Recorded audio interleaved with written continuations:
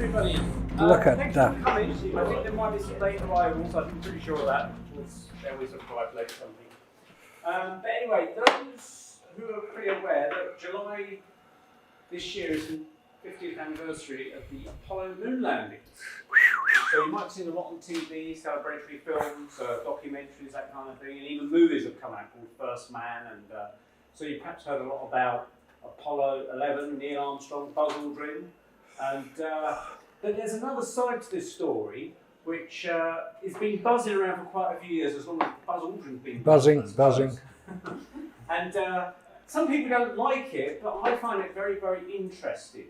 And for those that are obviously like yourselves, you might find it interesting too. So you might have seen this gentleman on various videos on TV. He might have been mentioned in magazines and things. But he's also associated with his own magazine, which I'm sure he'll tell you about as well. So it's Marcus Allen of Nexus magazine. He's going to be talking about Apollo, fact or fiction. Put your hands together for Marcus Allen. Wow. Thank you very much, Neil, and thank you for inviting me to present my case that Apollo never happened. Oh, I hear you say, how can you say that? Apollo never happened. Right, before we get into Apollo, we need to get into Nexus magazine. I publish the UK edition of Nexus magazine. It comes from Australia. And as I say, there are two types of people in the world. Those who read Nexus and those who are about to. This is the current issue out yesterday. No, was it? Yeah, no, Saturday. It's the UFO document leak of the century. So we cover UFOs, we cover hidden history, we cover future science, the unexplained. If you like it, if you're here now, you'll love Nexus. Back issues there, 3 for a tenner. Can't say fairer than that. Any 3, or if you take 6, that's 20. It's pretty good. Discounts for cash these days. Right, Apollo, the Apollo moon landings. Fact or fiction? The anomalies, the inconsistencies, and the unexplained details. And I could go on forever about it because there are so many of them, but we'll cover the main ones. And there are some very interesting anomalies and inconsistencies that have only recently come to light. We'll cover those. So just so we know where we are, when we are, we're 9 days after the alleged landing on the moon of Apollo 11. Celebrated around the world, oh goodness me. National Geographic have even republished their December 1969 issue. Spaceflight magazine, this is the house magazine of the British Interplanetary Society, which I gave an interesting talk at, saying it never happened. God, that caused trouble. But I'm still a member, and I was asked by the president when I went to a recent talk, Marcus, you're not going to be asking any difficult questions, are you? That's what I do. No, I said, no, I don't ask difficult questions. I ask challenging questions. And one question I asked, and I'll come to it when we reach it in the talk, produced some very interesting information. So a challenging question is always good. Right, this is where it ended. You've just seen the cover. That's the cover. I've had it, where's it gone? I've had it for years, that particular picture. And I was rather pleased that National Geographic have got their own reprint of the magazine out in Smiths right now. The Telegraph magazine have done a copy. Time magazine have done a copy. It goes on, and you've probably been subjected to it over the last couple of weeks, the insistence that man landed on the moon. We've got the film of Apollo 11, which I went to see in the IMAX cinema to get the full immersive experience. Oh, God. You're immersed in loud music, quick editing, and propaganda. That's what you're watching. I went to see First Man, the story of Neil Armstrong, taken from the book of the same title, First Man. The book is interesting in that it recounts Armstrong's flying career. He's a very good pilot. It recounted his flying career in considerable detail, with a great deal of attention to the flights that he was involved with. He was also a Navy pilot in the Vietnam War. He had 55 kills to his name. He was asked to join NASA He wasn't. He didn't apply for it. He asked to join NASA. Now here's a question: where is Neil Armstrong died in 2012? Where is he buried? Where would you expect him to be buried? An American hero. Arlington National Cemetery, possibly, where presidents get buried, American heroes get buried. Charles Lindbergh, for instance. No, Armstrong is buried at sea off the coast of Florida because he didn't want a fuss made. He's a naval pilot, so legitimately he could request a burial at sea. But it seems a bit strange. It does to me. I'm forever finding strange things to do with Apollo. Let's go back to the beginning. This is where it all started. In 1961, President John Kennedy had been president for just 4 months at this point. And here is Yuri Gagarin, that's Nikita Khrushchev. Yuri Gagarin had allegedly been the first man in orbit. Whether he was or not, doesn't really matter. Everybody believed he was. So John Kennedy had to do something about it. Hence the famous speech, "We'll land a man on the moon before the decade is out and return him safely to the Earth." At that time, the only American who had been into space was Alan Shepard. He'd gone up 100 miles and come straight down again. They didn't know they could do it. It was a big mystery. Kennedy had made, it's a political announcement. It wasn't scientific. You have to put Apollo into the context of its time. The space race, which was an invention of the media, it sells newspapers and magazines, as we've seen. The Cuban Missile Crisis came along in 1962, October 1962. A year later, John Kennedy is killed. Whoops. The Vietnam War, following Kennedy's death, was ramping up. The year after he was killed, the increase in the American troops into Vietnam was started, and by the time it had finished, 10 years later, 58,000 Americans were dead, 3 million Vietnamese were dead. Hundreds of square miles of the country were devastated by Agent Orange, which is defoliant. We're still seeing the effects of that on the Vietnamese side. That is the price you pay for incompetence. Why was the Vietnam War started? What was it about? Nobody actually could tell you what it was about. The domino theory is the favorite thing. If Vietnam falls to communism, Laos will, Cambodia will, Thailand will. We can't afford that. So we have to get into Vietnam and wreck the place, and then it won't happen. Bit of trivia. The Vietnam War was allegedly started because of the Gulf of Tonkin incident in 1964. The Gulf of Tonkin incident. The Gulf of Tonkin is off the coast of Vietnam, where American naval forces were patrolling, and the reports were that a torpedo boat had attacked the American fleet. The commander of the American fleet was a gentleman by the name of Admiral George Morrison. You may know his son, Jim Morrison, lead singer of The Doors. If you start getting into the connection between the intelligence services and the music business, you'll find a particularly interesting correlation of many of these people. Anyway, that's a piece of trivia. So we had the student riots against the Vietnam War. People were being killed. I mean, shot. Real bullets. Robert Kennedy assassinated, Martin Luther King assassinated. The place was falling apart. It needed a distraction, so let's go to the moon. That'll distract everybody. And so you're going to have a space program now. Mercury, 1 man in space. Gemini, 2 men in space. Apollo, 3 men in space. Skylab, about 4 or 5. Shuttle, about 7. ISS, well, that's still there now. The Orion craft, we'll come to that later. Now, how many people here have heard of and know where the X-37B goes?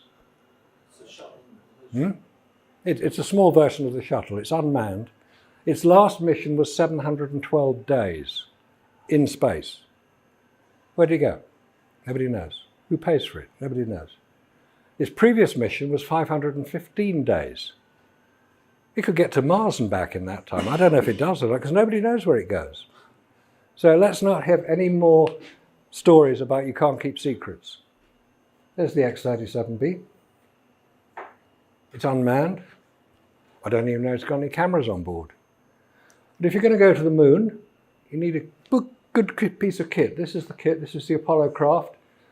This is the lander. in two sections. Lower section with a big rocket there to slow it down. This is where the astronauts were, and this is the service module which contained all the bits and stuff that they needed. There's the Saturn V rocket. It's called a Saturn V, by the way, because it has 5 engines. Simple. Now, on the Gemini mission, here we have a Gemini craft. They all landed in the Atlantic. But what's this? Now, some people can tell that this is an aerial of some sort. You can see it's just landed. These are the astronauts. They're the 2 frogmen helping them out. But when they swam to the craft, they weren't carrying that. It wouldn't have been on the craft as it came back through the atmosphere. It would have burnt off. I don't know what it is, but it's a mystery.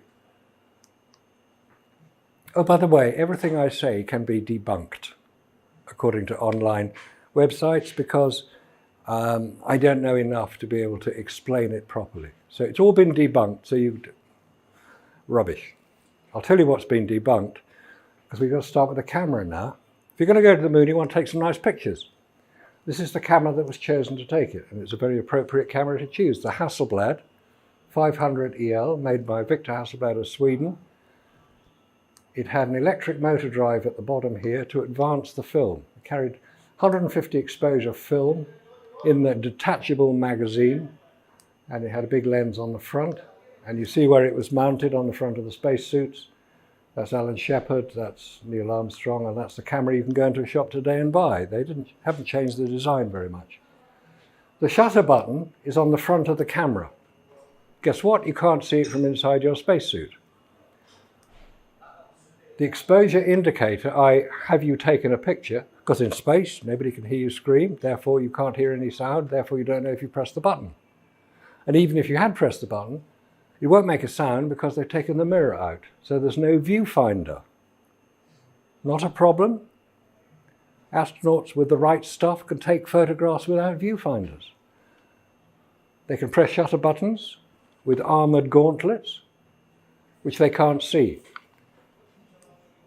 The dial here tells you it's about 1 centimetre in diameter, which you can't see from inside a spacesuit either. So with all those limitations of use, as I say, the only automatic feature is the electric drive, and these are the batteries that drove the motor and advanced the film. Not one failure. Not one failure. I've been filmed for a few programs, and they had one of the cameras. Hasselblad UK have a replica. This is what it looks like from on top. There's the exposure meter. It's a little diagram. So if you've got the sun behind you, you set the shutter speed at 250th, and you set the aperture at 8, 5.6 or whatever. That's what you have to set. That's the aperture and shutter speed ring. And you've got to focus it by hand as well. It's not an automatic camera, and it's a film camera. Remember film? Here's a piece of film. That's a photographic film. That's what they used. A bit bigger than that, but that's photographic film. So don't think it's a digital camera. It's not a digital camera. It is a photographic film camera. And there's some important points about that, which we'll come to in just a minute.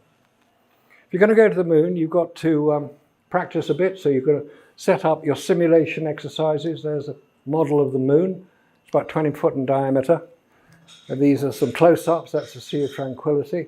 And that's a camera track. You put a camera at one end, move it towards the other. It looks like you're approaching the moon. That's then projected outside the simulator. This is how aircraft pilots are trained today. If you're going to train landing at Heathrow, you get films all around you showing what it's like to approach Heathrow. Yeah, they're films. They're very good ones. And they had big pieces of kit. This still exists. This is outside Langley in Virginia. Who else works in Langley in Virginia? Yeah, the clowns in America. Oh, bloody load of idiots. Sorry, I will not get political, sorry. That's still there. You can get 400 foot long, and it's 200 foot high, and it was to train the lander, and it was to remove 5/6 of its weight as if to simulate 1/6 gravity. Good idea. Right, here's the rocket. Saturn V rocket, big thing. Height of St. Paul's Cathedral, weighs 6 million pounds. had £7.5 million of thrust. It's a big piece of kit, and it works so well because we saw it take off, didn't we? There it goes, clears the tower, takes off, and the next piece of information we get is when it lands, 8 days into case of Apollo 11, 8 days later. Splashdown. Between those two events, takeoff and landing, we have one source of information, NASA. There's no other independently verifiable information, even now, available. And I know people are going to start talking about photographs of the landers on the moon, but we'll come to that. If NASA stands for never a straight answer, or no astronaut sent anywhere, I tend not to believe what they tell me unless I can confirm it and check it out and verify it. And this is what I've been trying to do for the last 25 years. Check it out and verify that what they have told us. They built the Saturn V rockets, then to survive the heat, radiation and vacuum, spacesuits and spacecraft are needed. We're very delicate little creatures, us humans. We don't like vacuums. We don't like space. We have to be protected. And if we're going to come back, we need a heat shield. We'll come to why that's very important later. Now, in space, above about 75 miles, space is a vacuum. There's very little there. It's not a total vacuum because bits of the atmosphere float off. A few molecules float.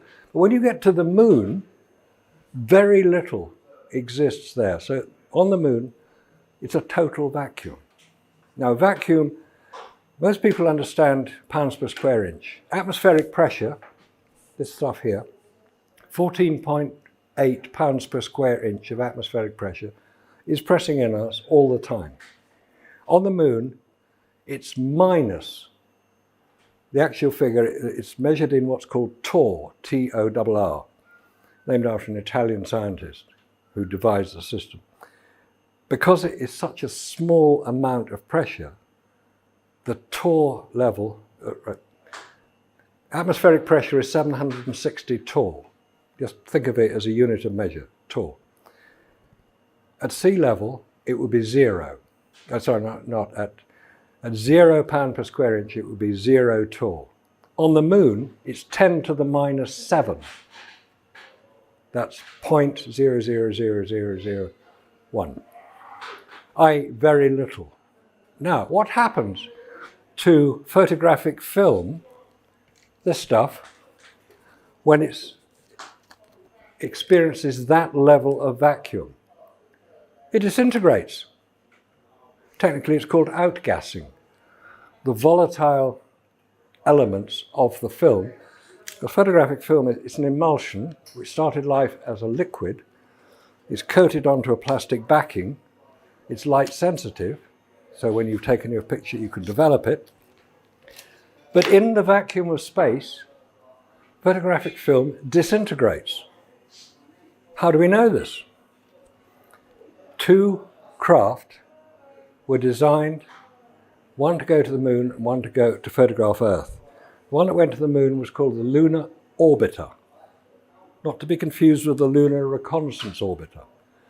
Lunar Orbiter was sent to the moon in 1966 to photograph special landing sites that had no rocks or craters where Apollo landers could go. That was what was there were 5 of them. They orbited the moon, photographing the surface in considerable detail, down to about 2 foot per not per pixel, because that comes later. Anyway, they could photograph in considerable detail from a height of about 30 miles as it orbited the moon. And it photographed it using photographic film, which was developed on board the spacecraft using a type of Polaroid system where film could be processed in situ. But in order to ensure the integrity of the film, they had to pressurize the container in which the camera and the film were contained to 1.5 pound per square inch. Or another way of putting it is 0.1 bar. Below that, the film disintegrates. The Hexagon spy satellite, launched in 1969 to 1971, used the same photographic equipment. And that was also pressurized. to £1.5 per square inch. How do I know this? Because the guy who designed the camera gave a talk at the lovely old British Interplanetary Society, and I asked him that question, because he said, the film disintegrated. I said, will that apply to Apollo? Yes, he said, it does. That's the House magazine. You won't see it in here, by the way, because they don't like the questions I ask. I tend to embarrass them a little bit. But the camera equipment using photographic film, not digital, it's what's so important to differentiate the two, disintegrates in space. So were the Hasselblad cameras pressurized? No, they were not. Therefore, the photographs allegedly taken on the lunar surface by the named astronauts, all 5,771 of the pictures, could not have been taken on the lunar surface. If anybody disagrees with that, because they've seen them published all over the place in magazines, you know, we've got them all here. They're publishing all these photographs, but they don't explain about the problems. Telegraph magazine managed to do it as well. So if the photographs couldn't have been taken on the moon because the cameras wouldn't work, the film wouldn't work, where were they taken? Well, they're here on Earth, obviously, at the training and simulation exercises. Not a problem. Right, we're going off to the moon, so we've got to get through the radiation belts. Here they are. Quite pretty. Now, NASA have been asked about these famous radiation belts for so often that they've now come up with a special reason as to why they did not affect the astronauts. Because, get this, just so we know where we are, there's Florida, about there.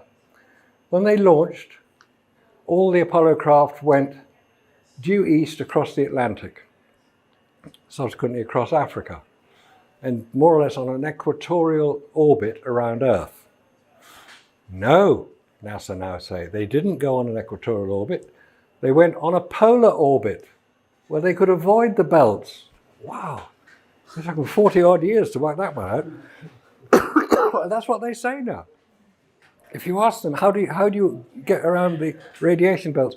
We avoided them by going on a polar. You can't go on a polar orbit launching from Florida across the Atlantic. You can't just turn left in your spacecraft. It doesn't work that way. You have to launch in the direction you want the orbit to go in. Of course, you can do a polar orbit. Spy satellites go into polar orbits. And they're usually launched from Edwards Air Force Base on the Californian coast.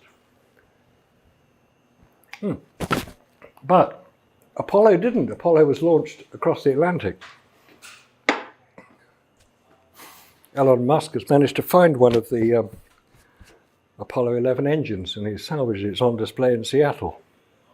But they can't reverse engineer it. Oh no. Okay, let's get to the moon. Here we go. Lovely picture. There's Earth. We know it's Earth because it's blue. And this isn't. So that must be the moon. That must be Earth. Wonderful, isn't it? That was the photograph that started the whole environmental movement, because we have this fragile blue marble floating in the velvet blackness of space. We must protect our planet. It's a pity we keep bombing people. This is the craft in which they landed. This is the interior of the Apollo 11. Look at the hand controls. This is what Armstrong took over control of the craft using. The throttle controls and the little dials here and the switches here, buttons there, and in the middle here, we'll see it in a minute, there's a computer pad. Between them, a disky keypad. It's a 10-numbered keypad into which they could put in commands. And this is the famous computer that didn't need a memory. It could do everything by magic. And here are our heroes. This is Armstrong, this is Aldrin. And if you've heard the descent onto the lunar surface, you'll hear Aldrin's voice. And Armstrong is manually controlling this. Is he wearing a spacesuit? Well, of course he is. You can hear him. There's a 10,000-pound thrust rocket just below him. And 10,000-pound thrust rockets tend to make a bit of a racket. Well, not in space, I hear you say. No, not in space. But if he was not wearing his spacesuit, this would have been pressurized with an atmosphere, in which case you would have heard him. But you didn't hear him, so he was wearing a spacesuit and controlling a computer keyboard with heavy-duty gardening gloves when his life depended on it. Would you operate a computer keyboard with heavy-duty gardening gloves if your life depended on it? Probably not. But they had the right stuff, so they could. Now we have Dear Buzz. You know why he's called Buzz? Because his sister, when he was young, couldn't pronounce the word brother. She called him Buzz. And it stuck, and that's why he's called Buzz Lightyear today. It's named after him. It's wonderful, isn't it? Right, he's getting out of the lander. They've just gone onto the moon. Notice where the sun is. The sun is the other side. That is the directly illuminated surface of the moon there. Here he is coming out, and Neil Armstrong, who's taking the pictures, got bored, decided to take a photograph of the rubbish bag and the engine, because obviously you have to see if it was damaged when they landed it. Quite what they'd have done if it had been damaged, nobody knows. It's not in the manual. But anyway, photograph the rubbish bag, and oh, the leg, yes, make sure that's not bent. And you'll notice that there's no dust at all anywhere in it. Oh, he's coming down a bit more. This is a photograph taken here on Earth under controlled studio lighting conditions. Now, I've been saying that for 25 years and nobody has contradicted me. Because they can't. It's not possible to say that that was taken on the moon. We know the film weren't recorded because that will destroy it. This is in shadow. You can see the directly illuminated, so we'll go on one more and that will show where the shadows of the lander are. So this is directly illuminated surface by the sun, I presume.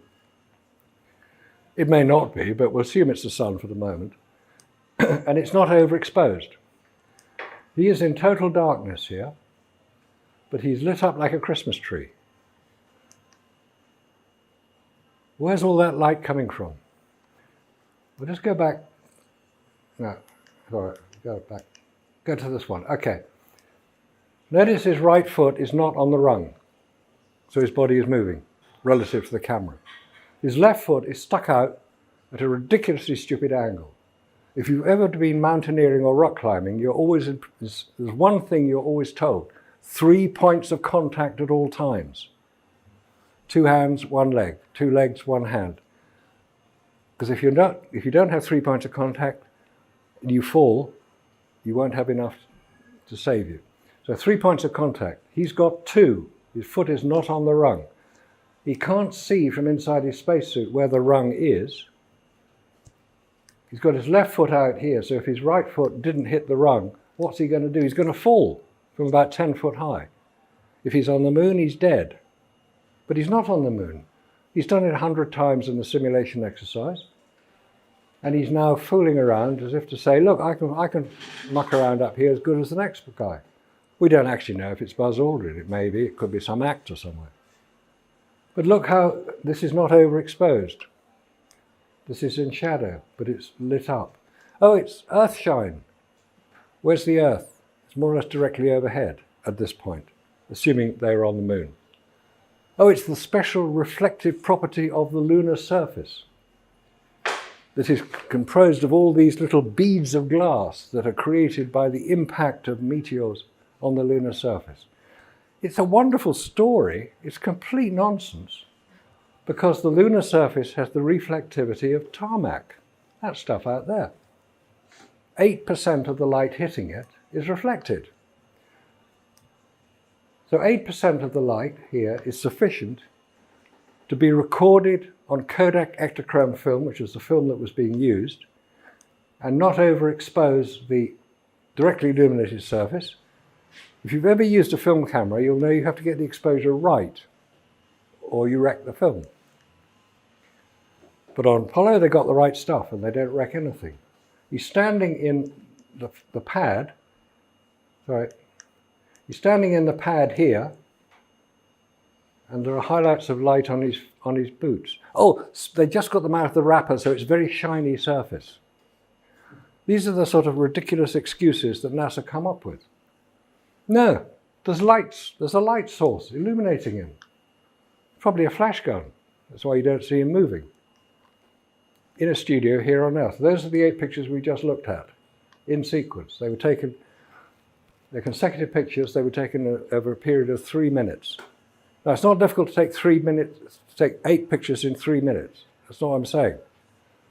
But if you haven't got a viewfinder and you have to focus and adjust your shutter and your aperture and focus pictures, because these are 3 different scenes, there, another different scene there, this is a completely different scene, where you have to adjust the shutter for directly illuminated surface, and then back here you have to adjust it again. You've got no viewfinder, you've got heavy duty gardening gloves, and you've got to do it all with your hand and press the shutter that you can't see. And we're asked to believe that this is taken by the named astronauts on the lunar surface. That's the sequence there, 1, 2, 3, 4, 5, 6, 7, 8. We'll come to that's what you can go onto any, there are 4 websites where they have all these pictures showing in sequence. I happen to use the Lunar and Planetary Institute website because I just prefer the way they put it up. But there are many others, they're each numbered individually. Apollo simulation, Apollo Saturn 11, magazine 40, and then the picture number. I don't know if it is Apollo simulation or Apollo Saturn. Here's another ridiculous photograph. How do you take this picture? You've got the camera mounted on your chest.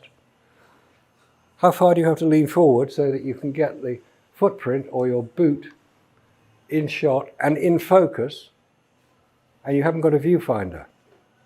No, it's professionally taken. If you look at it in detail, we can't see it on these images, but the focusing is absolutely spot on. No viewfinder. Oh, here we go. They had a Dyson on board, obviously, because they hoovered the pads and got all the stuff that was from the moon off the bits that arrived from Earth. There's no dust here. There should be. The explanation, of course, the debunking of that statement is that because it's a vacuum on the moon, the rocket exhaust would blow straight away. It wouldn't disturb the dust. Of course it disturbed the dust. And it wouldn't settle anywhere. This is the only photograph of Neil Armstrong on the lunar surface. Have you seen another one? It's the only one. It's part of a panoramic series taken by Buzz Aldrin. It's his back view. It's as if he was ashamed to be photographed in this ridiculous situation that he found himself. Have a look at the US flag here in relation to the horizon. Now look at the US flag here in relation to the horizon. It's a completely different position. That is taken from quite a high camera position. The next one is taken from a relatively low camera position, probably chest height. But they were only supposed to use the cameras on their chest. Notice this is Buzz Aldrin, he didn't have a camera. There's an interesting little thing here. Have a look at the one-legged astronaut. 1 foot, 1 footprint. There's none in front of it, there's none behind it. Is he hopping? What's he doing? I don't know. We weren't told there was a one-legged astronaut on the lunar surface. Here are 2 astronauts on the lunar surface at the same time. That's okay, it's taken from a film. The data acquisition camera it's called. It was a movie camera that was set to film at 1 frame per second the whole time they were on the lunar surface. So you've got 2 astronauts of the same height on the lunar surface, flat surface. Why is one shadow 50% longer than the other? I don't know. It's an anomaly. It shouldn't be that way. So, US flag, fair enough. The US have got there. They plant their flag. Once they planted the flag, which had happened early on in the mission, they did not touch it again. They didn't go anywhere near it. They saluted it. Fair enough. And you can see that it's fairly clearly stated here that it's facing more or less directly into the sun, assuming it's the sun, because the shadow is relatively narrow. So what's it doing here? At right angles. Nobody touched it. There's no wind on the moon, as we keep being told. And this is from the film, the data acquisition camera. And when you start looking in detail at that, you look at the date at the top of that technical chart taken from that film. That wasn't the day they were landing on the moon. That's a week before. What's going on? The photographer is a chap called Gynes. He did work for NASA. So did an inspector called Jones. These are the technical details about the particular film. They're so sloppy at NASA that when they posted this onto YouTube, and film from all missions are on YouTube, they forgot to take the date off when they did the simulation. This is the same date, but a different magazine. Put them together. Camera serial number, it's the same. Magazine serial number is different. Lens serial number is the same. Exposure is the same. Same people involved. They thought we wouldn't notice.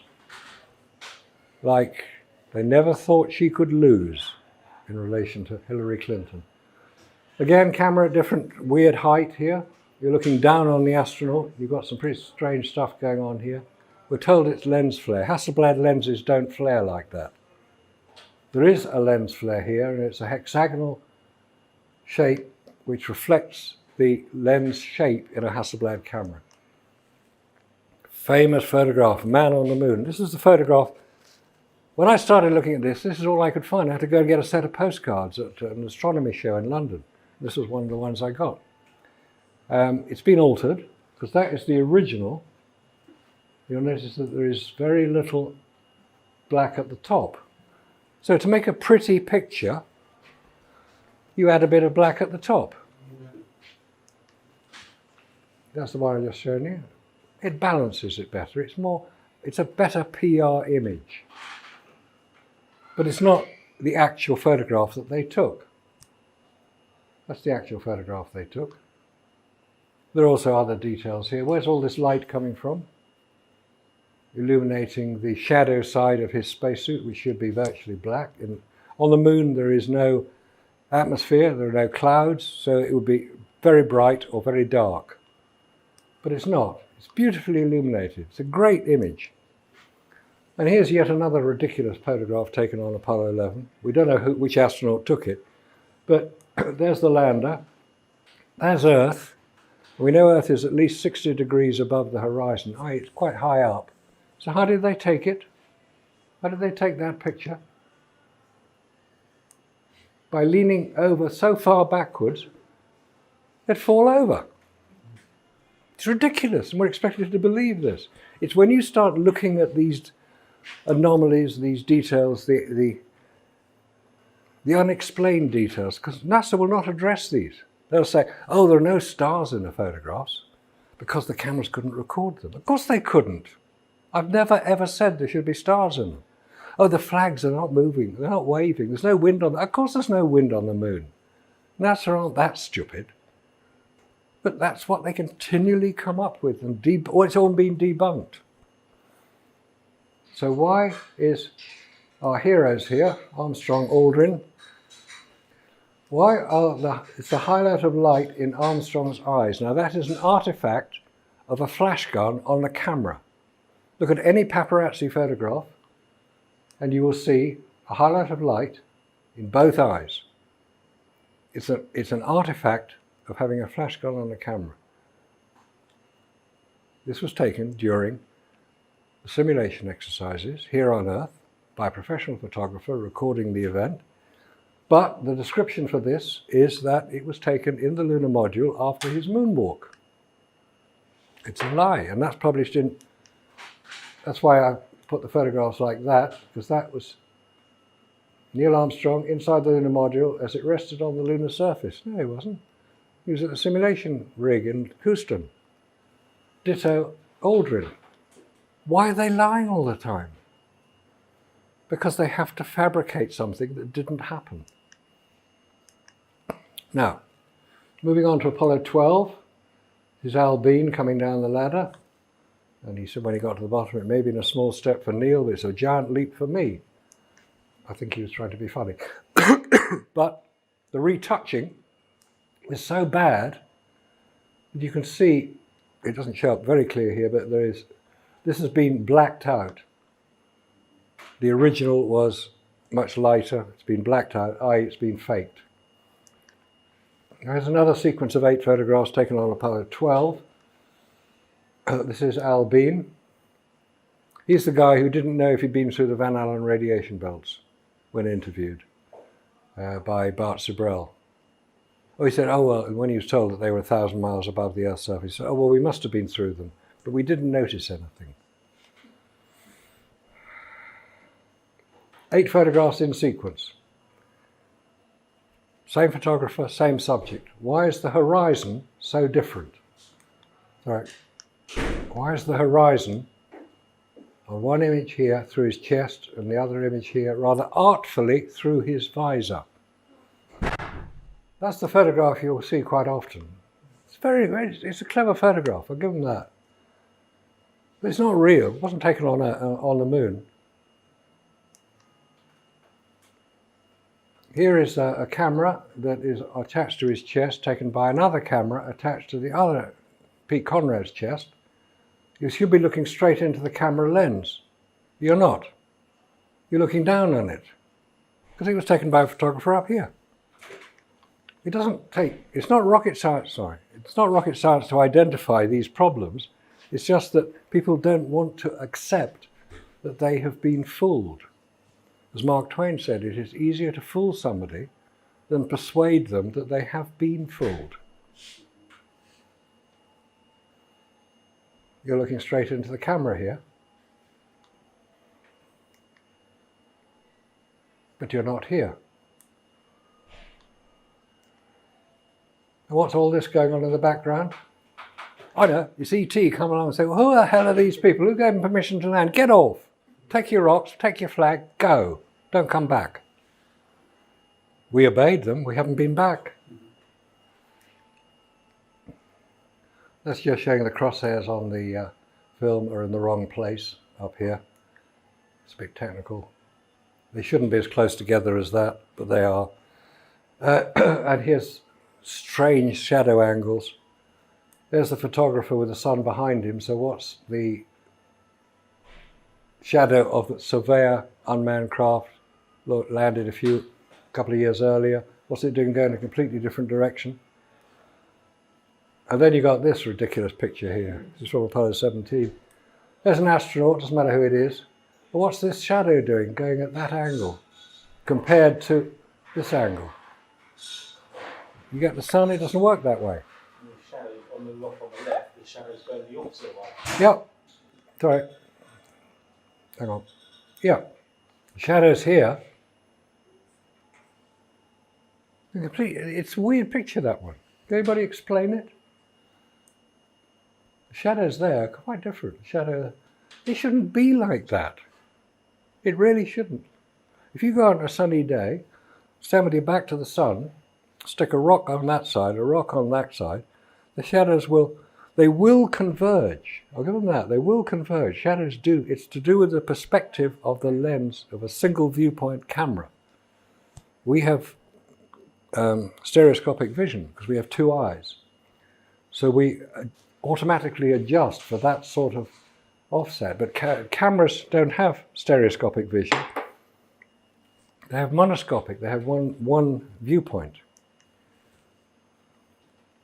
This would show a completely highly illuminated surface of the Apollo 14 craft when the sun is, you can see where the sun is, behind it.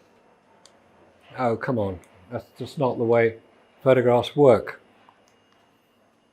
Now, let's have a look here. This is Apollo 14 again. Look where the flag is. I'm going to switch it over like that. So we've still got the flag there. And this is the photograph of the same scene. Who took it? There's 2 astronauts on the lunar surface. Only ever 2 astronauts on the lunar. Who took the photograph? They didn't have a timer on the camera, didn't have a tripod to put it on. It's a montage. It's assembled out of 5 different images. Notice the flag has gone over. It's the golf shot from Alan Shepard's biography called Moonshot, alluding to the fact that he had a golf club and hit a golf ball. Have you ever seen a golf ball in motion across the screen? You'll see it coming towards you. You won't see it going across the screen. It goes too fast. But they got the photograph all wrong. It is a photograph. There are crosshairs. There's one there. And NASA had it on display in the Kennedy Space Center at about this size. Very proud of it they were, because Alan Shepard's quite a senior astronaut. And we raised the query. We said, please could you explain, Mr. NASA, where you got the parts of this photograph? Because we know it's a composite. They took it down. It hasn't been seen since. That's the video image of the same picture. It's what they tried to copy, not very well, because they even got the flag round the wrong way. Moving on to Apollo 15, this is the landing site, Mount Hadley. Mount Hadley there, Mount Hadley Delta. Mount Hadley Delta is about 13,000 foot high. There it is, 13,000 foot high. Does it look it? No, of course it doesn't. An equivalent here on Earth would be Mount Everest and Everest Base Camp. The difference in height between Everest Base Camp and Everest is about 10,000 feet. It's about 7 miles away. It's the same type of distance away as Mount Hadley Delta was on the moon. That's what you expect to see. You see detail in everything, but not on the moon. It's a little hill. It's not 13,000 foot high. And it's a very nice picture. In professional terms, it's called a pack shot. It's an advertising pack shot where your eye goes to the astronaut, is led through the scene, they overlap, it's led through the scene at the other side. So you can read the picture. You see the flag, oh yeah, lander, oh yeah, a rover, oh yes. You don't need a caption. It's a very good picture. But it wasn't a one-off snap by Dave Scott. So, these are consecutive images. I've double-checked those numbers. They're consecutive images. This is Dave Scott, photographed by Jim Irwin. Where's his camera? This is Jim Irwin, photographed by Dave Scott. There's only one camera between them, and they didn't hand it to each other. There's no record of them handing each other. Anyway, it might even fall off and it would get dust all over it. And they're in virtually the same position. It's a big mystery, that one. Where's the flag? Flag was always one of the first things to be put on the lunar surface. There it is. There's the flag. So where is it here? Gone. Memo to set dresser. Remember flag. Because that's all it can be. The set dresser got it wrong. There's a bit technical detail here. It's to do with where the lunar rover, oh, the bloody lunar rover. That's a model, by the way. It's not a real thing. It's not £6 million worth of car made by Boeing and General Motors, which is what we're told. These are models, as is that. Start looking at the perspective of it. You'll see that the perspective is very slightly different from what you would expect to see if this was a real-size object. These are mannequins. If you see the lunar rover in action, it's a radio-controlled model. Now, one of the objections to some of what I'm saying will be, well, surely the Russians would have blown the whistle if they'd suspected that this was being faked. Yes, that's a reasonable statement to make. But the Russians only had as much access to the information as you and I did at the time. I'm old enough to have been around when this was supposed to be happening. Because NASA made it public. They were going to show live television from the moon. Live television from the moon? Are you insane? How do you do that? What power of transmission is required to transmit a television picture 240,000 miles through the Earth's atmosphere? What power is required? The amount of power they had available was 3 kilowatts. That's it. Total was 4 kilowatts, but they had to run the rest of the spacecraft on the rest of it. So 4 kilowatts was total power available on the lunar lander. But they transmitted a live television picture from the moon. No, they didn't. They wouldn't have had enough power. Anyway, there's the lunar rover. This is a reasonable facsimile of the lunar surface. There is a film made, it's called Smoke and Mirrors, It's 2 hours 44 minutes, and it recounts how the whole Apollo photographic record was created by probably the man who did it. The trouble is, the man who did it narrates the film, and you can't hear what he's saying because he's disguising his voice. He doesn't want to be identified. Somebody has taken that film, Smoke and Mirrors, it's called MB Enhanced, and it records, it subtitles the narration. If you go onto YouTube, you won't find it. It's been removed because it identifies how the whole thing was done. People have archived the film. There are websites you can go to see it. It's worth going on to. The guy who wrote this book, The Apollo Moon Hoax, how did they do it? Discusses it in there. This book was published 4 days ago. It's on Amazon. Trevor Weaver is the author's name. And this one, The Apollo Moon Missions, Hiding a Hoax in Plain Sight. Randy Walsh, he's a pilot, so he knows about navigation over distance. NASA is now being exposed in some detail. Anyway, back to the rover. This is a model.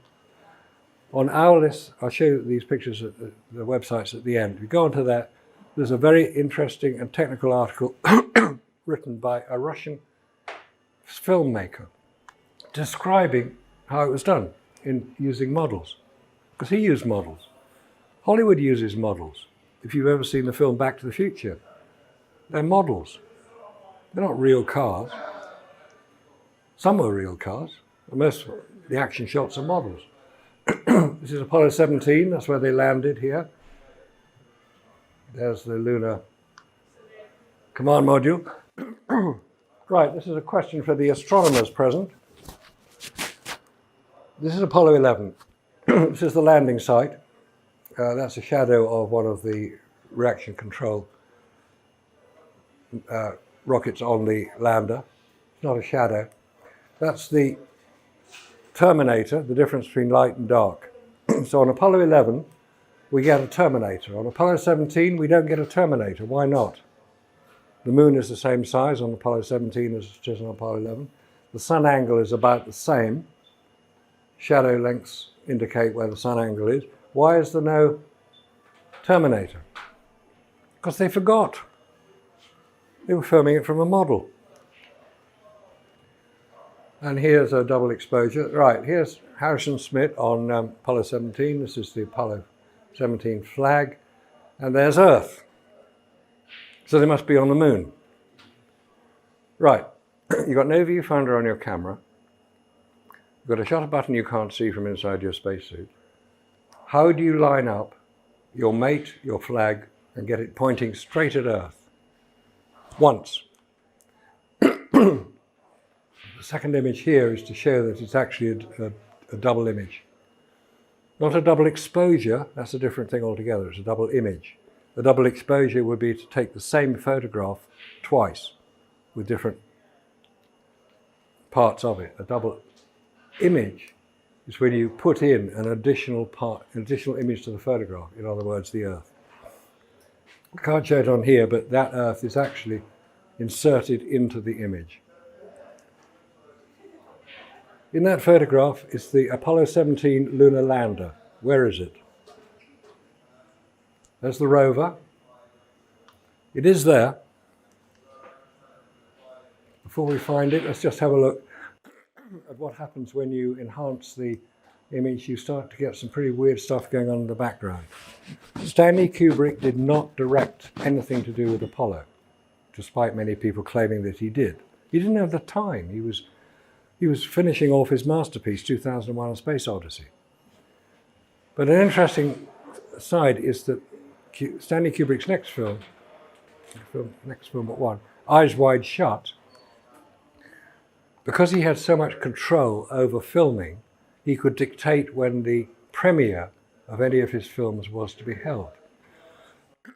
He dictated in his contract that the premiere of Eyes Wide Shut would be held on the 16th of July, 1999, the 30th anniversary of the launch of Apollo 11. It's as if he's playing with us, because I think the person who had more to do was the creation of Apollo was Stanley Kubrick's special effects director, Douglas Trumbull, who's actually still alive. Or maybe also including John Dykstra, who did the special effects on Star Wars. Anyway, let's find the Apollo lander. Here it is, same picture, slightly different image. So where is the Apollo 17 lunar lander? It's about 3 or 4 miles away from the camera position. It's there. You need to enlarge it considerably to see that it actually is the lunar lander. So if it's doing it, if it's that far away, which it would be, I mean that's what a photograph taken of an object 4 miles away would look like. What on earth is it doing over here? What's it doing here? Features A, and A are the same in each image.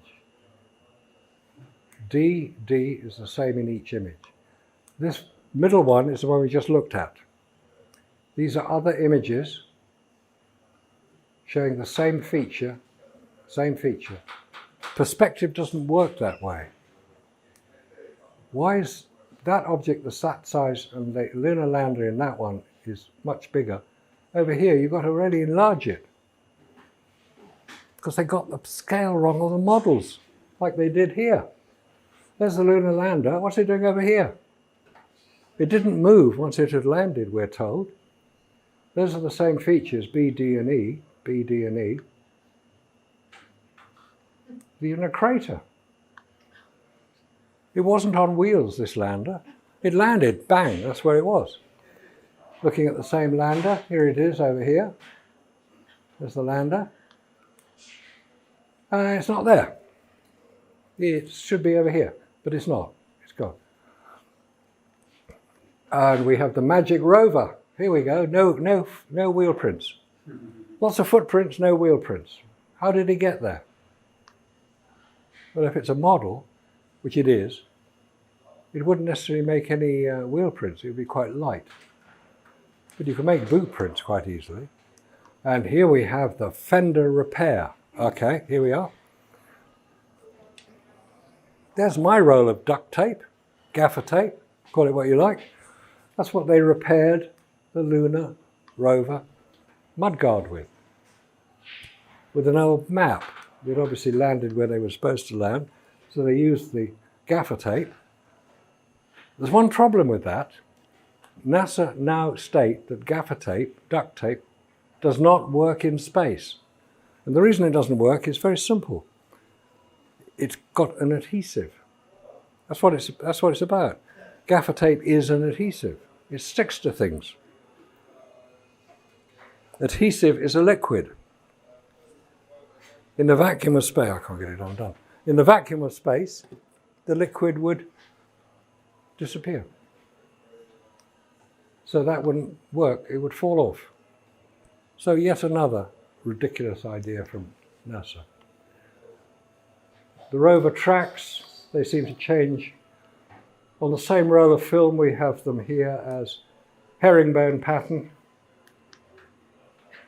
A few images earlier we have them as straight. They only had one rover on the lunar surface. Oh dear, now we've got to get off the moon. Top half of the lander here is going to leap up as if on a bungee rope, and it's going to fire its 4,500 pound thrust rocket to get it up there. Where did the exhaust go? The rocket is under here. That is not a hole. That is just to fit the exhaust channel in. There's nowhere for the exhaust to go. You can't fire a rocket and have nowhere for the exhaust to go without frying the astronauts in the ascent stage. And anyway, it should show up in space. That's what the space shuttle looks like. And that uses the same fuel as was used in the ascent stage of the lunar module. Sorry, NASA, you got it completely wrong. You can't even get your facts correct on the descent stage. All right, let's get back to Earth. This is probably going to be the only picture you'll see of Earth. You can always tell it's got a little triangle of cloud over the Sudan. There's Saudi Arabia, it's North Africa, Madagascar down here, Antarctica down here. The bit that's melting, by the way. Back then it was not melting, it still isn't melting. Anyway, most of the other pictures you'll see are composites, they're CGI. NASA admit to this. They have a special department that creates new images of the Earth, because their satellites don't go far enough out to get one image. This is the only one I've ever found which is a photograph of the whole Earth. I don't know how they got it. If you're coming back from the moon, the command module re-enters Earth's atmosphere at 25,000 miles an hour. Is 25,000 miles an hour fast? Yes, it's very fast indeed. But spacecraft don't have brakes. So it's got to slow down by using the frictional load from the atmosphere on a heat shield, which is made of ablative material, which basically means that it destroys itself. We'll come back to that in just a minute because there's an interesting comparison. That is the speed a spacecraft re-enters from lunar orbit. It's much faster than the shuttle would enter from the space station. So what are the objections to all this? The Russians would have blown the whistle. We've covered that. The rocks. Oh dear, the rocks. You've all seen the rock, haven't you? I haven't got it. Somebody's got it. Oh yeah, here, moon rock. Here we go, moon rock. It's rolled like that one there. It's not that one there. Could be one of these. Anyway, piece of moon rock. How do you know it's a piece of moon rock? Because I say so. You can go into the Science Museum and see a piece of moon rock. How do you know it's a piece of moon rock? It says so. Moon rock. They wouldn't lie, would they? What you're looking at in the Science Museum is not this, something like this. That's what I call a piece of moon rock. What you see in the Science Museum, and any other museum that has a piece of alleged moon rock, is you see a few grains of dust encapsulated in plastic. You don't see a piece of moon rock. You don't see this sort of thing. Because NASA has still got them all. And they've sent them out to all these laboratories and universities around the world. And guess what? There is no difference between the rocks that have been examined here and equivalent rocks found on Earth. No difference at all. Isotope ratio is the same. It's extraordinary. And they claim it came from the moon. Then it's the reflectors that obviously they took them to the moon on Apollo 11, 12 and 15, I think it was. And there were 3 of them. What's called retroreflectors, similar to road signs. You know, if you're going along at night, your headlights hit a road sign, it's quite bright because it's got retroreflectors, i.e. it reflects the light back to where it came from. This is about 18 inches square, half a square metre. And it was placed on the lunar surface, you see, lunar surface, placed on the lunar surface. You could fire a laser at it. And you can measure how far away the moon is, apparently. It's got quite a powerful laser. It's perfectly possible to fire a laser at the moon. But when you fire a laser at the moon, most people would assume, reasonably enough, that the laser beam is parallel the whole way to the moon. No, it's not. It diverges very slightly. So by the time a laser beam 1 centimetre diameter from Earth reaches the moon, it's about 2 kilometres in diameter. So what diameter will it be when it gets back to Earth? 20 kilometres. So you're not going to be able to get much light in that. And it really doesn't matter about reflectors on the moon, because 7 years before Apollo, the Massachusetts Institute of Technology were doing exactly that, firing lasers at the moon with no mirrors. The Crimea Astrophysical Laboratory in Russia were doing exactly the same thing the following year, getting a signal back, get a big enough dish, you can receive it. So you don't need a mirror on the moon. How do they know where it was? They don't. And if you fired a laser at that thing, what amount of the light, assuming it's 2 kilometres in diameter, how much light would that actually reflect? Well, you can do the maths. You do pi r squared is the formula for the area of a circle, 2 kilometres. It's about 30 million square metres. And that's about 1/6 of. So it's such a small amount of light that it wouldn't be detectable as a separate amount of light.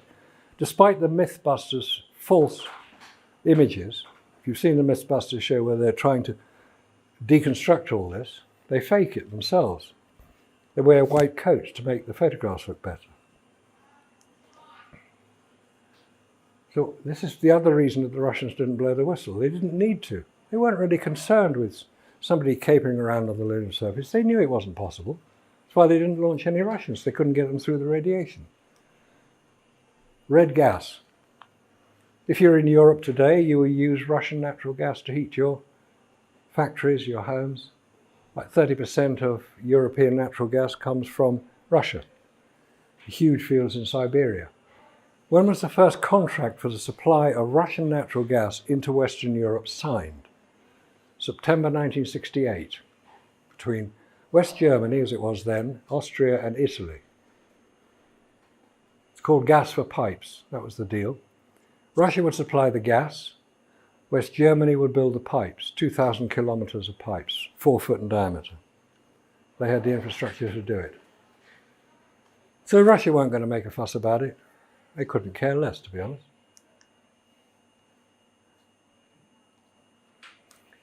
This is what's causing all the fuss today. It's called Nord Stream 2. It's the second pipeline under the Baltic coming out of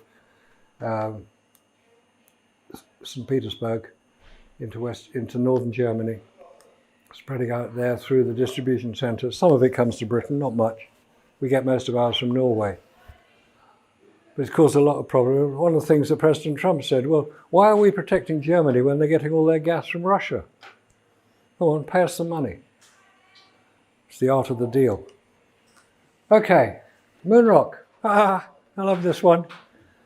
The Rijksmuseum in Holland, Holland's National Museum, had a display of space memorabilia, one of which was a piece of moon rock, presented with the compliments of the Ambassador of the United States of America, J. William Middeldorf II, to commemorate the visit to the Netherlands of the Apollo 11 astronauts Neil Armstrong, Michael Collins, Buzz Aldrin. So that's pretty legitimate, isn't it? It sort of tells you what you're looking at. You're looking at a piece of moon rock from the United States to commemorate the visit of the Apollo 11 astronauts. The trouble is, it's rather fake. Despite the amused reporting that was going on, the reason it's fake, the story is fake, is because this was discovered to be a piece of petrified wood. When geologists examined it after the Rijksmuseum took the exhibits down, geologists said, could we have a look at the piece of moon rock, please? And they said, yeah, go ahead. Piece of petrified wood. It is known that no Apollo 11 astronaut presented any country or any politician of any country with a piece of moon rock. They presented them with a photograph, a signed photograph. This was discovered in the late Prime Minister of Holland's effects when he died. The card is separate from it. The family, bless them, decided it would be better off on display in the National Museum. They presented the card and the rock to the Rijksmuseum, who made the not altogether reasonable assumption that the two went together without any investigation. But it's now demonstrated that this was not referring to that rock.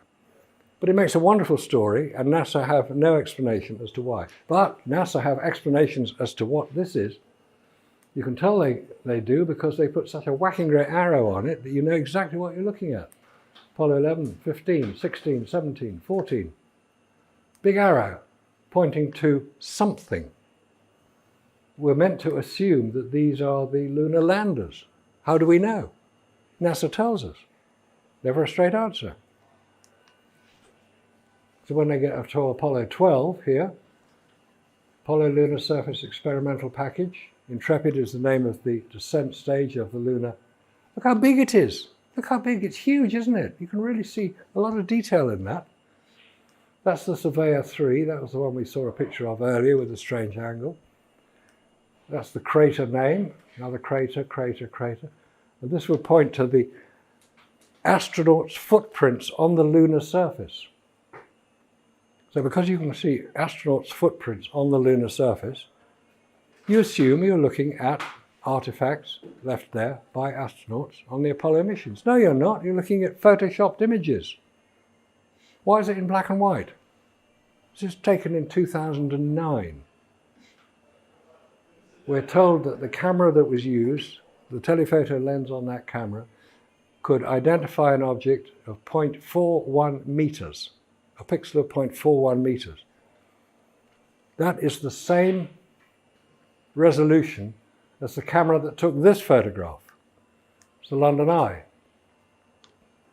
where you can see individual cars on the London Eye. You can see cars parked in the car park here, and in greater detail you can see some cars even have sunroofs, so you know which way they're pointing. You can see individual people on the pavements here. This photograph was taken by an orbiting satellite called GeoEye-1, orbiting 460 miles above the Earth's surface, photographing through the dust and pollution of the atmosphere.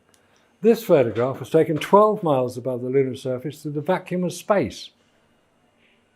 And we're expected to believe that that's the best they can do.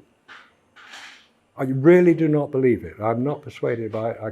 I think that we are being misled by false images. These landers are about 20 foot across. They're the height of this room. That was about 6 foot high. Seems to be casting a very strange shaped shadow. It's a fake. In my view, that is a fake image with lots of lettering so that we're persuaded that, because we want to believe it. We all want to believe it. I want to believe it. I watch the damn things live at 3:30 in the morning in London. I want to believe it. But I want to believe the truth. I don't want to believe the fabrication. You know, check Google Maps for your own house and see if you can see the car outside it. Of course you can. Probably see it in 3 dimensions if you want to. This was taken by the Lunar Orbiter in 1966.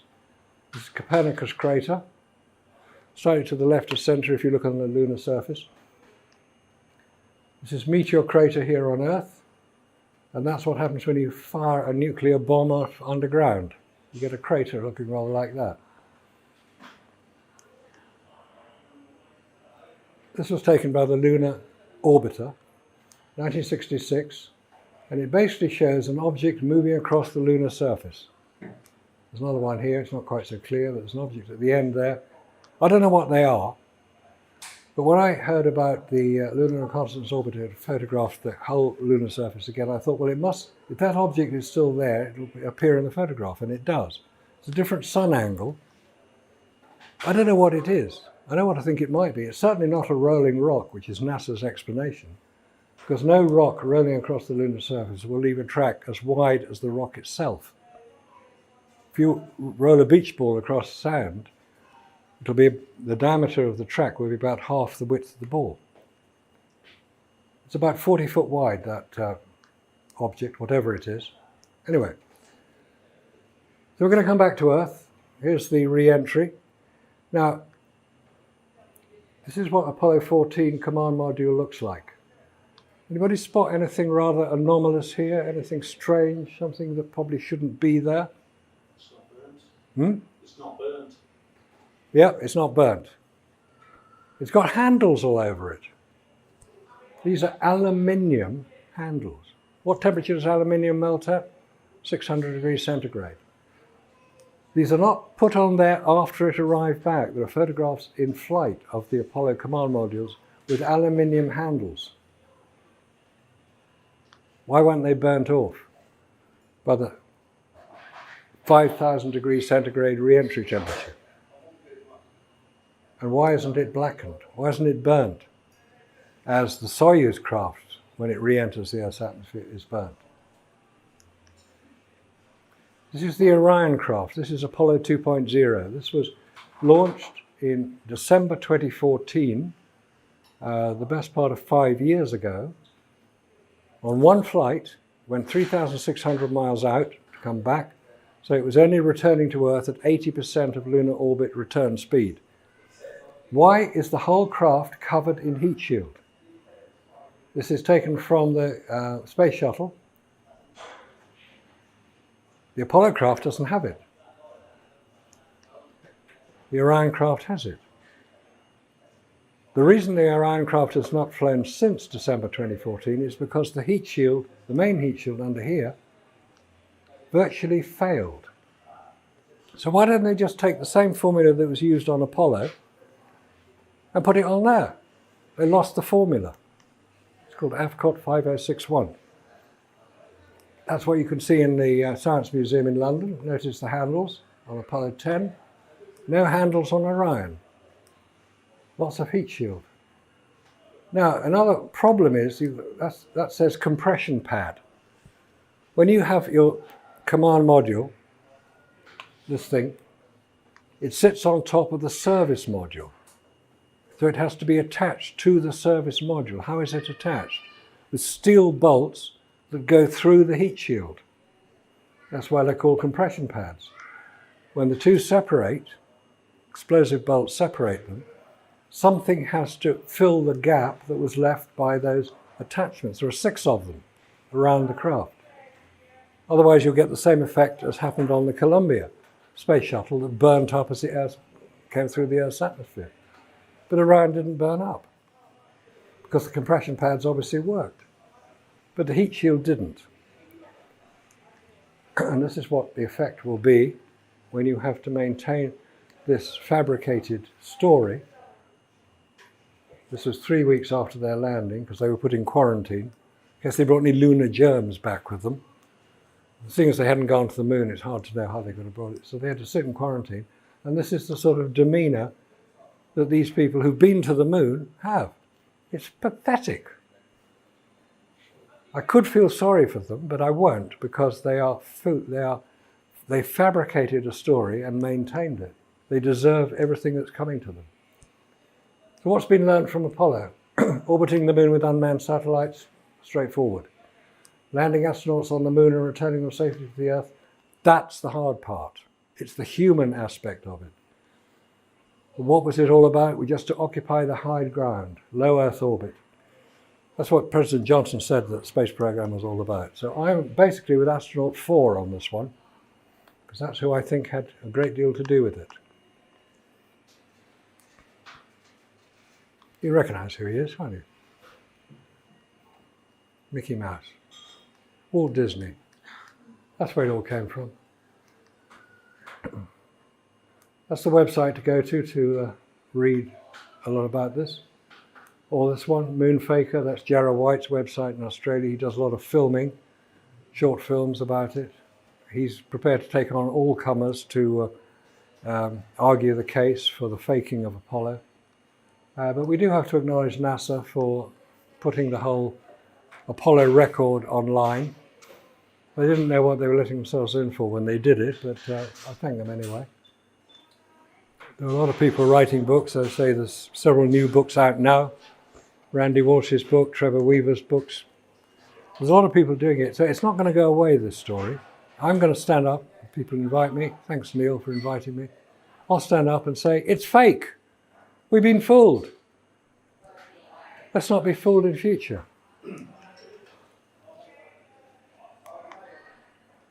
Sorry, that was advertising. So thank you very much for your attention. I hope you found it of interest. Oh, Moonrock, sorry. I'll have a good Moonrock later. Yes. Thank you very, very much to Marcus. What we'll do, we'll take a break, so everyone can use the loo, get drinks and things like that. And then afterwards, maybe if you want to answer any questions that people might have. I know I've got to take Ben to the station by about 10:30, haven't I, Ben? So we'll be. You lot can still stay here, but I've got to get Ben back to the moon. Okay. Through the Van Allen belts. Through the Van Allen belts. James has come through them. He came from the north down the south, yeah. Obviously, a car is a useful shield against it. Okay, so we'll take a 15-minute break. If you can try and grab drinks as soon as you can, or use the loo. If you are using the loo, I'd suggest that gents anyway, try and use the loo up there. But if there is a problem, then come down and be careful of the tripods and things. Yeah. So for the minute, thank you. Okay, Marcus. thank you. And I want Can I just say, I want the really hard question. Don't pussyfoot around. Challenge me. Because I've yet to have a question that, and I'll say this, Right,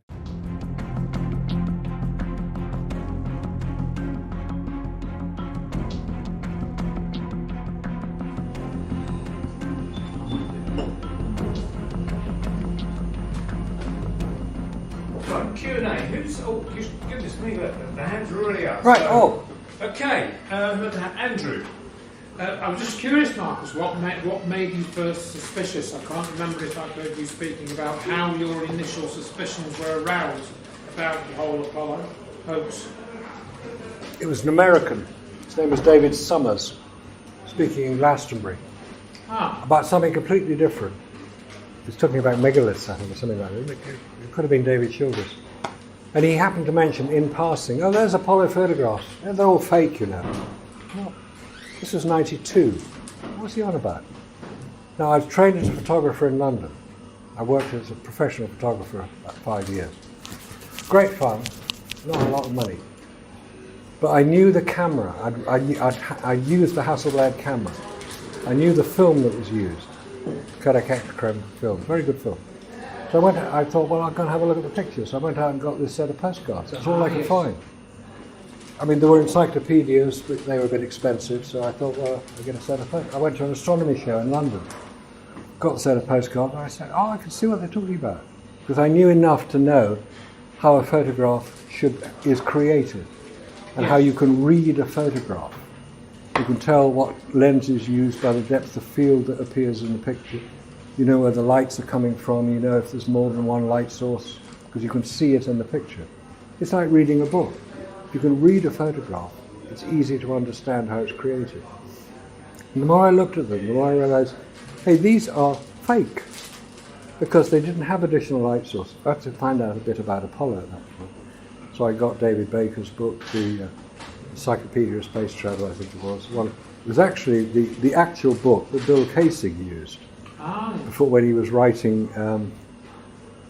his book, this 1976. It was the first book on the subject. And I got hold of that, and I got hold of Ralph Renee's book in 92, NASA Mooned America. And then I knew David Percy and Mary Bennett. I knew what they were doing, and I was following their work. And I just got more and more involved, because the more I looked at it, the more I realized that the thing was fake. We've been fooled. Then you get into other areas, and then, you know, well, that's your day job, and the job is to investigate these things. I spent 25 years looking into conspiracies, if you want to call them that. So yeah, and that's why I stand here today and say Apollo is fake. Apollo has no validity, and this is why. And this idea about the film, the gaffer tape, and the moon rock, nobody's ever refuted that. It's all been debunked. No stars in the picture, flag, waving flag. That's all they ever talk about. Nobody's ever addressed the vacuum effect on a film. Nobody's ever addressed the ability to use a camera without a viewfinder wearing heavy-duty gardening gloves. They've never addressed it. So they're pretty fake debunkers along with it as well. So if any debunkers here, sorry, any debunkers, it's not meant to insult you personally, it's just meant to say, look, come on, let's up the game a bit. James. Yeah, no, I was going to say, Marcus, in previous lectures you've often mentioned that as a photographer, the order of the photographs doesn't seem natural to you. You said it seems artificially random, as if that's not how photography works, is what you've often said. Yes. So you sometimes said, like, you know, this is boring, this is something meaningful, boring, and you sort of said the sequence looked placed, it didn't look like natural photography. Do you still think that's the case? Yeah. Because reading, I mean, those images that I said, you can see them on NASA websites, we've got all the individual pictures from every mission in sequence, allegedly. If you read the sequence they're in, it doesn't make any sense. That one of the Apollo 12, where you've got the 8 pictures, only 2 of which appear to have any degree of sense about them, it's not a logical sequence to photograph in. Let's see if I can find it. Ironically, the ones of Apollo 11, the 8 in sequence, are relatively straightforward. They're what you would expect.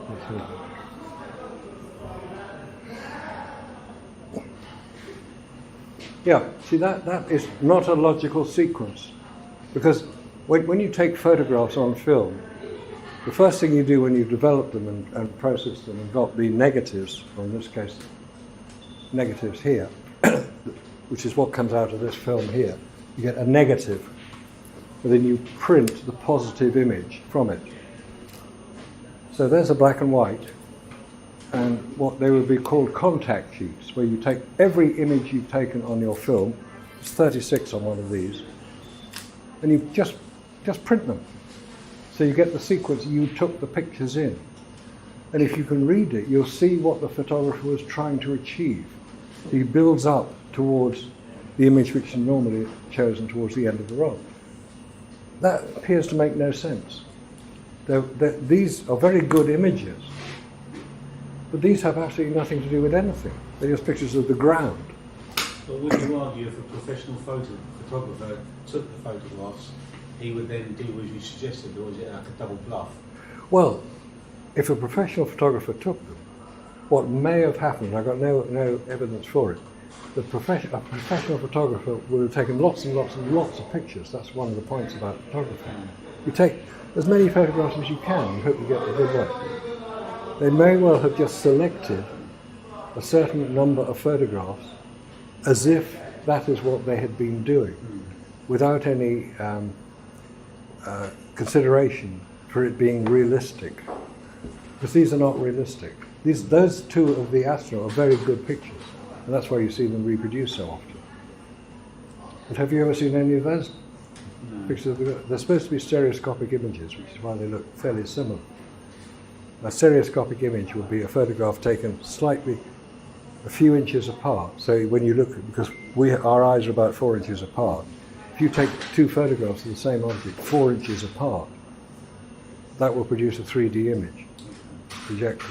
That's what they're trying to do there. Reasonable thing to attempt. So, going back to what you said, when did I first come across it? Yes, that was where I first heard about it, about 25 years ago. And to try to find out if it was real, because I watched it. You can tell I'm old enough to have watched it. I waved out the window, nobody waved back. I was in London at the time. I thought it was incredible. I thought it was a great achievement. I'm a great enthusiast for space travel. I love all these rockets and astronauts and things going on. But to find out that it's faked, fabricated for political reasons. Well, I've got over the disappointment, and now I'm going to watch NASA make a complete and utter fool of themselves, try to get back to the moon.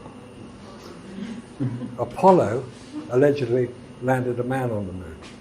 The new program is called Artemis. Do you know who Artemis is? Apollo's twin sister. Are they going to land a woman on the moon? Is it going to be Ivanka Trump? Won't it be a gender-neutral person they land on the moon? Good thinking. Well, they'll have to come up with a different name. But they haven't got a rocket that can take anybody to the moon yet. They talk about it. It's called the Space Launch System. It's never been tested in its full-out mode. They haven't got a lander. It's the third reboot, though, isn't it, I think, of the moon program, because they had Constellation and they had the other program, didn't they? The Bush program and the Obama program. That's the president's dilemma. Yeah. G.W. Bush says, we're going to go back to Mars. So we had the Constellation program. Obama comes along and says, forget Mars. No, forget the moon, we're going to go to Mars. I want to see it in my lifetime.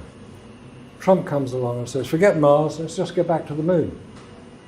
That started 15 years ago, all this discussion. Yeah. And they still have to use Russian rockets to get to the International Space Station.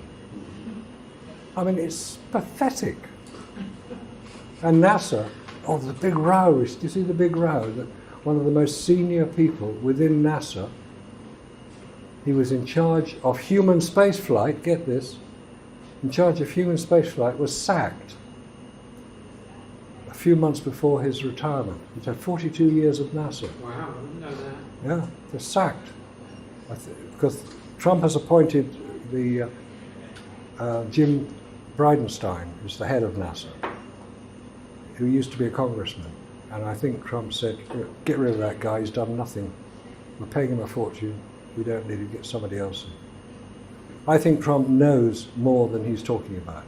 But as president, he can't call out NASA.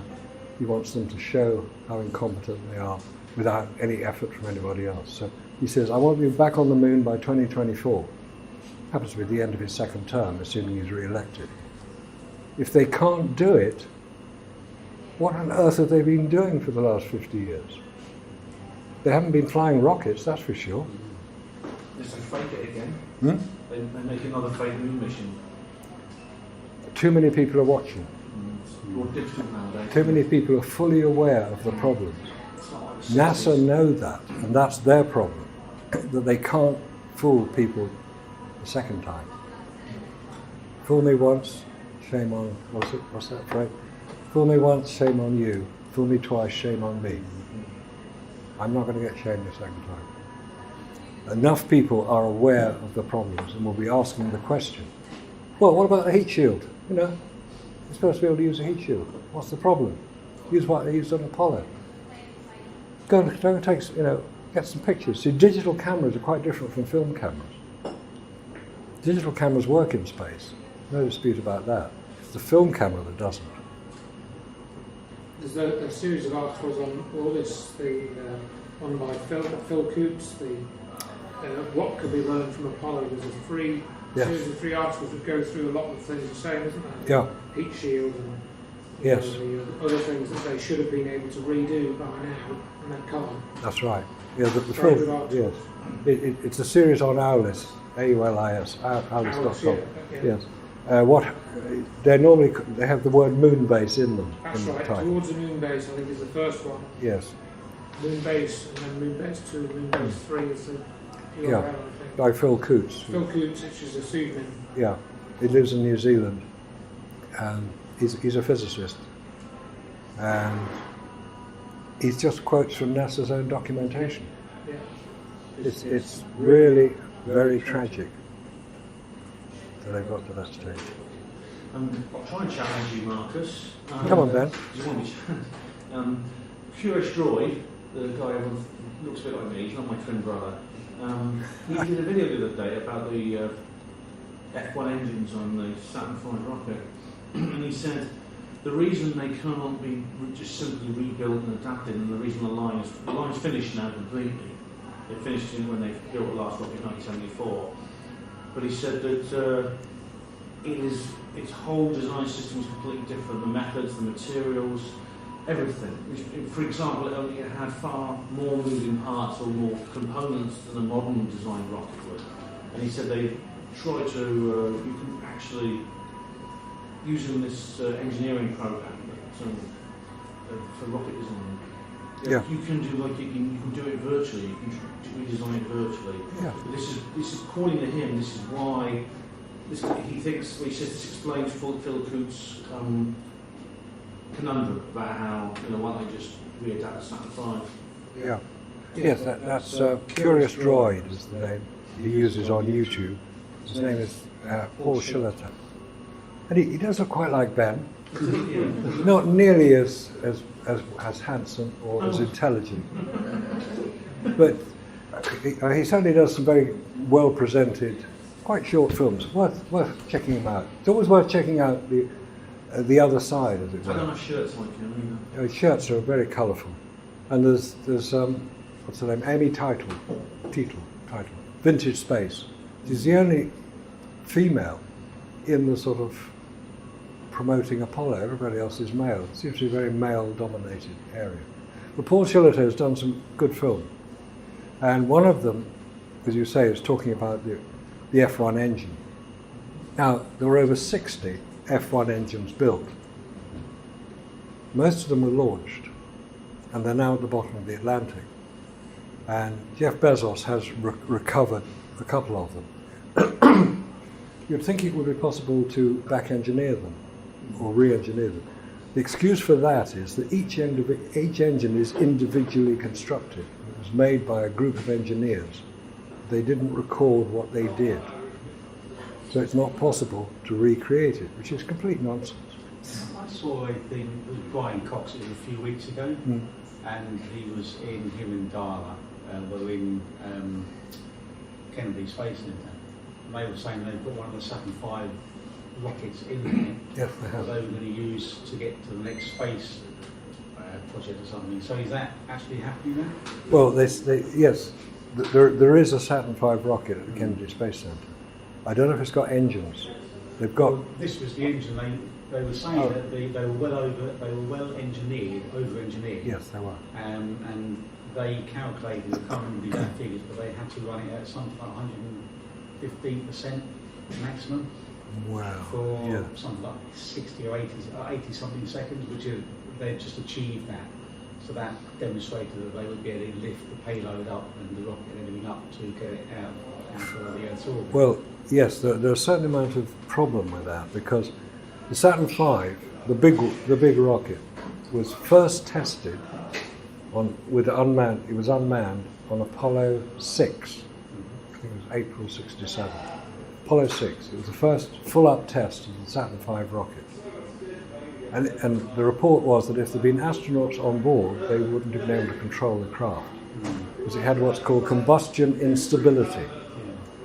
I mean, you've got these 5 huge engines. They produce over 600 tons of thrust each. 1.5 million pounds of thrust. And to create that amount of thrust, you've got to pump a vast amount of fuel and oxidizer into the combustion chamber and then ignite it. If it doesn't ignite evenly, you get what's called the pogo effect, where you get this. And the rocket basically shakes itself apart. Apollo 6 very nearly did that. From then, Apollo 6 through Apollo 7, which was Earth orbit, was Saturn 1, it wasn't the full up 5. Apollo 8 went to the moon, orbited the moon 8 times and came back. It hadn't been tested. The only previous test of the Saturn V was this virtual failure. And yet they launched this thing with 3 astronauts on board to go to the moon in 1968 because they thought the Russians were about to beat them to it. The way the Russians convinced America that they were about to do it was they launched an unmanned rocket in, I think it was September 1968. Apollo 8 was December 1968. They launched this unmanned rocket with a tape recorder on board of a cosmonaut saying, "Oh, we're getting close to the moon. It's really quite an interesting sight." And they broadcast this, and America fell for it. It's called suckering in the idiots. And they believed it, so they thought, "Oh, we got to run."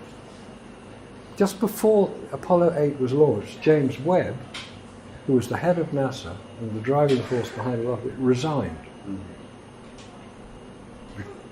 We don't know why. Yet the official explanation is he had achieved his objective and he wanted to retire. And I think he was terrified that the thing was going to go belly up and he was going to take the blame for it. So we got Apollo 8. And we get Apollo 9, Earth orbit again, testing, which is what should have happened before Apollo 8, testing the craft and the re-entry. Then we get Apollo 10, which is to the moon, unmanned. No, Apollo 10, manned to the moon but don't land. Then Apollo 11 and so on.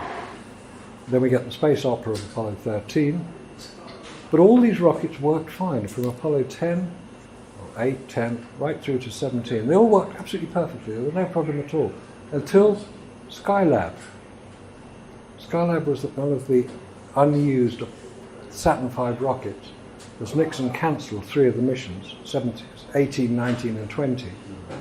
Nixon cancelled them to save money. I don't know why he was saving money, because they'd all been built, all been paid for.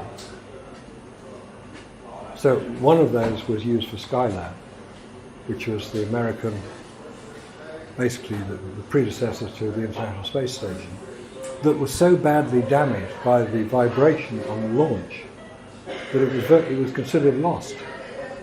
The solar panels were almost destroyed. This is only into Earth orbit. So suddenly you've got a rocket working perfectly well, all the way up to the point where it doesn't actually need to work very well.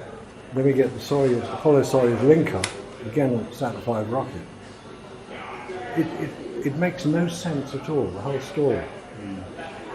because when it should have, and reading the Russians, see what's happened now is that the Russians have got access to all the Apollo record. In the 60s they didn't have that. They only had access to what we in the West had. They weren't idiots, they could read English, they could read all the magazines and watch all the films. So they knew it as much as anybody else did. If you're going to do something in public, the enemy knows about it as well as you. And the Russians were following one of the Art of War's great sayings: never interfere with an enemy when he's destroying himself. Trump follows that at the moment. So it's great. Yeah. On the subject of back engineering, have you ever had a project to build a complete working replica of the Titanic? It's planned to have more lifeboats than the original for obvious reasons. Apart from that, it's going to be completely authentic and with all the same materials and engineering, and they're doing it from the original plans. Because they've kept the plans. Yeah. Well, it's all exactly unlike NASA. This is much older. This is going back like to the beginning of the 20th century, where this class was designed. Yeah. It's just crazy to think they can rebuild the Titanic and put it to sea, and not rebuild the Saturn rockets and make them better with our modern technology. Yeah. And make them better than the originals and fly them into space. Yeah. And they're only 50 years old. It's crazy. Yeah, it is. It is. Well, hopefully they've engineered the new Titanic so that with better navigation equipment, so you can see an iceberg ahead of us. Something like that. Yeah, that'd be another. I mean, all these wonderful stories of the Titanic that, because of the conditions at the time, the iceberg was not visible because of the sea mist that was coming off at the time. And anyway, it was an unsinkable ship, so it didn't matter if it hit an iceberg. Icebergs tend to win. I'd be willing to take a trip on a Titanic, but I wouldn't go up on a Saturn V. I'd rather go up on a TR3B. Ah. Yeah. Right, any other... Any last questions? Any other nice technical questions? Not really technical, but what do you make of Neil Armstrong's statement that he saw UFOs around the crater on the moon? I like that. Yeah, it's an interesting point. Yes, Neil Armstrong claims to have seen reporting on He actually did a sketch of it. Yes. Because I'm wondering what motivated him to do it and what you actually make of it, given that they never went there. Or how he could... He couldn't see them unless he'd been there, could he? No. So he must have been there. Well... Now, or is he just there trying to... are all sorts of stories. Yeah. UFOs were following us to the moon. Yeah. All these stories point to the fact that they must have been there to see them, because they're honest people, these astronauts. There are other reports. I mean, there are reports from virtually all the Apollo missions that they saw anomalous lights on the surface. They may have done. Yeah. There's no photograph of it. There's no record of it. I've never heard that the audio of Armstrong making that comment. No. That originated, I believe, at a UN meeting in Rome, where Armstrong was being asked in a private conversation about what he saw on the moon, and this is what he answered. And he was being overheard by somebody who reported it. The problem with all these reports of UFOs and astronauts on the moon is there's no physical evidence for it. It's a good story. I mean, the other one of that is that, well, there were amateur ham radio operators listening in as they went to the moon. Yeah, I've even read the transcripts of what they're supposed to have heard, but I haven't seen the official transcript of it. No. Now, it's perfectly possible to listen in to a conversation by the moon if you've transmitted the conversation to the moon in the first place and it's bounced off, as we discovered with lasers. Perfectly possible. Whether that happened or not, I don't know. It is certainly true that there was a Russian craft, Luna 15 I think it's called, which was going to the moon exactly the same time as Apollo 11. And NASA were concerned that the two craft wouldn't interfere with each other. So the Russians, being generous of people, said, well, these are our coordinates, this is the path we're going to take, this is how we're going to do it, track us if you like. Jodrell Bank was being used to track the Russian craft,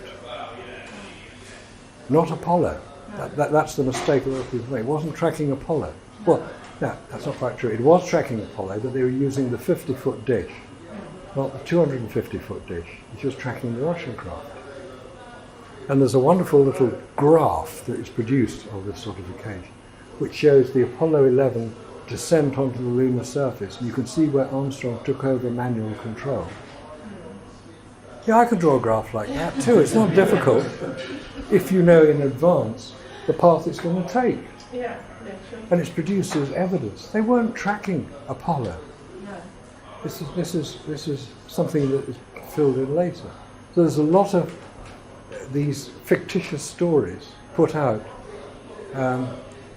maybe by an organisation who might be referred to as the clowns in America, to try to persuade the world that it was happening. Yeah. But the film of these Apollo chappies jumping around on the moon, there's one thing that cannot be faked. No matter how slow motion you make it. I mean, slow motion is what we expect to see on the moon. Quite why it's slow motion, I don't know. Unless they were so used to training underwater that it is a slow motion movement. And that's how they thought it would be on the moon. There's two things about the gravity on the moon. We know it's 1/6 of that of Earth. When we stand on Earth, right, I weigh 14 stone, so I'm going to have 180 or 90 kilos of weight on my feet. That creates friction between my feet and the surface I'm walking on. If you remove all but 1/6 of that weight, by all but about 30 pounds, the friction between my feet and the surface, it will be like I'm walking on ice. Much less friction. Why weren't they falling over? Why weren't they slipping over? Because the friction is just so much less, but it doesn't show it in the film. And the one thing you can't fake in a film is the dirt being kicked up. When the astronauts walking along and they kick dirt, quite a lot, that happens quite a lot. The best one to show it is when it's called a jump salute. Apollo 16, they salute. They jump about so high off the ground, because they can't get any higher. And as they jump, sand is obviously kicked up, but the sand goes back down to the surface at twice the speed they do. If you compare that to a beach volleyball player filmed a similar sort of situation, a beach volleyball player will jump up in the air, hit the ball over the net, and you see the sand coming up, and he goes down and the sand goes down at the same time. So these films are faked, and they couldn't put all these little grains of dirt on wires, so they had to assume nobody would notice. They have. They called it out. So we've got all these anomalies in the Apollo record. Early on in your presentation, you said that the Tor value on the moon was like 0.0001, whatever it was. How does anybody know that? How do people know that? Yeah. To be honest, I don't know. Good question. That's the first time. Still. Yeah. It's probably to do with the amount of matter within a given volume of space. Right. The atmosphere we've got here, 14.8 pounds per square inch. If you take a square foot, it's got a ton of air pressing down on it. If you take all the air out from underneath it, yes, it will have a ton of air, and it will collapse whatever it is. You look at that in relation to the lunar lander, which had a door that measured 30 inches square by 900 square inches, and it had a 5 pound per square inch in the pressure. That's 2.5 tons of air on a piece of aluminium. Forget it, not going to happen. I believe it's a calculation. Let me do it. If you go onto Wikipedia and just check on Tor value, it will give you the information there. It's to do with the amount of molecules of matter within a given area of space. Obviously here we've got a lot of air molecules. Even on the International Space Station there's not many. On the moon there's even less. Because of all that global warming, the carbon dioxide plant food, carbon dioxide. We need it. Yeah. Let's not go there, shall we? That's all right, no. So yeah, I think it's 10 to the minus, what was it, 10 to the minus 7, Yeah. which is not very much. Yeah, try Tor. That should give.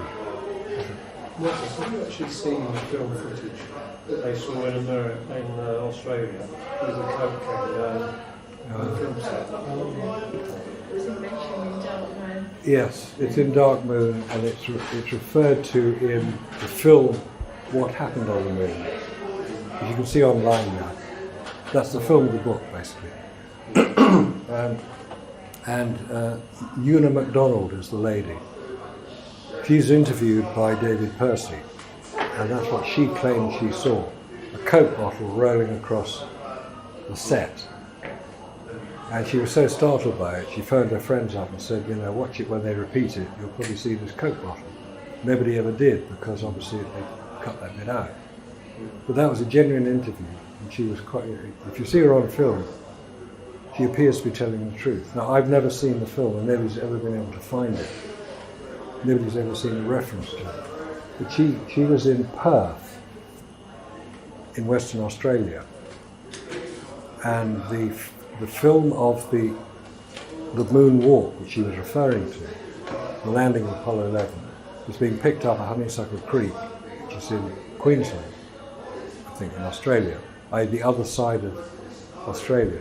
It was transmitted in Australia direct to Perth from Honeysuckle Creek, which is where the receiver was.